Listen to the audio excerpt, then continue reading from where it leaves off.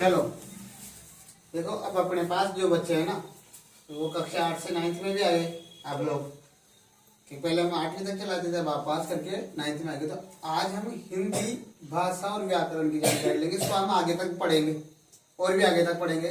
तो इसमें हम भाषा की जानकारी लेंगे, व्याकरण की जानकारी। इसमें आपके सब आएंगे लिपि और आपके संधि, संज्ञा, सर्वनाम, पद, निबंध, सब चीज इसमें आएगी। लेकिन उससे पहले थोड़ी सी एक जानकारी लेंगे कि भाषा के बारे में, कि देखो भाषा, ठीक है, पुराने रूप में, पुराने समय में भाषा दो प्रकार की मानी जाती थी। ठीक है, ये दो रूप से हमारे पास थी। एक भाषा थी हम बोलते थे, केवल क्या करते थे, बोलते थे। तो जो बोलने का हमारा तरीका था उसे हमने बोल दिया मौखिक भाषा। कौन सी भाषा हो गई वो, मौखिक, क्योंकि हम मुंह से बोल रहे हैं इसलिए मौखिक।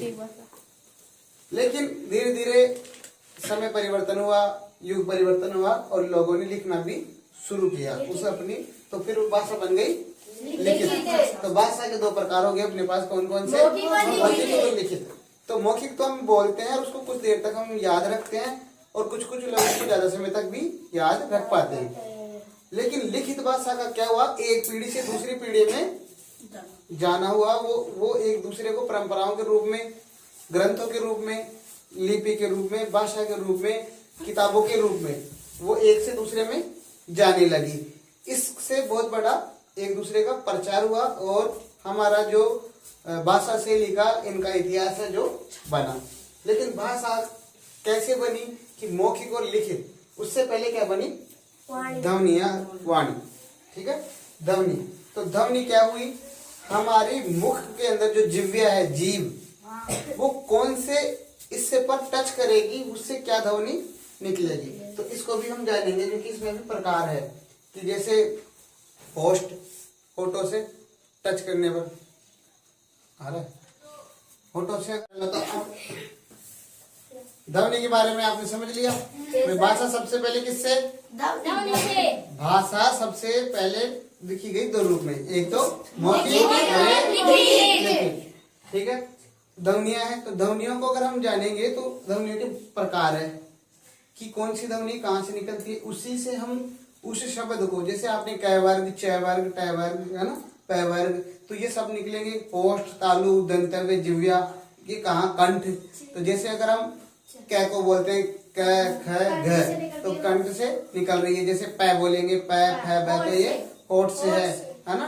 ट, ठ, ड मतलब तालु के ऊपर हमारी जीभ जा रही है। ठीक है, तो वो सब आप इसमें ध्वनियों में देखेंगे।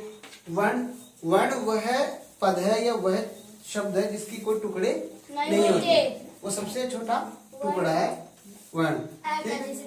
हाँ, एक हो गया, है ना। वैसे पद है, तो पद आपको पता है ये किससे मिलके बनेगा, सीधी सी बात है, ध्वनि किससे बनेगी, वो वर्ण किससे बनेंगे, ध्वनियां होगी, और हमारा पद किससे बनेगा, वर्ण से। अब पद, पद यानी एक छोटा टुकड़ा, ये छोटा शब्द। अब इसको तोड़ के देखेंगे हम, पद और अंश, ये क्या है, पदांश। तो पद का जो अंश है वो क्या है, पदांश। पद का जो टुकड़ा है वो पदांश हो गया। जब पदांश होता है तो उसके बाद हम शब्द भी पढ़ेंगे कि शब्द कौन कौन से हैं।